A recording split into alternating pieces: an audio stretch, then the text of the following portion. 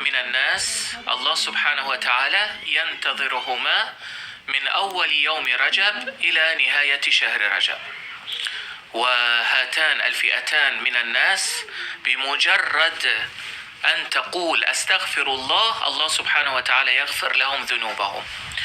بمجرد أن يقولوا اللهم صل على محمد وآل محمد، الله يرفع درجاتهم.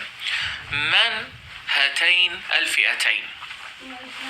ينقل الميرزا العارف إسماعيل الدولابي رحمة الله عليه، كان آية الله الشيخ الأنصاري الهمداني يقول إن الله سبحانه وتعالى من أول شهر رجب حتى نهايته ينتظر فئتين من الناس.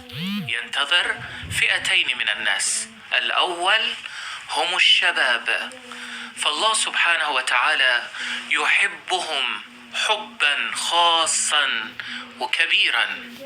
والفريق الثاني والفئة الثانية هم الذين قد اقتربت آجالهم، الكبار في السن.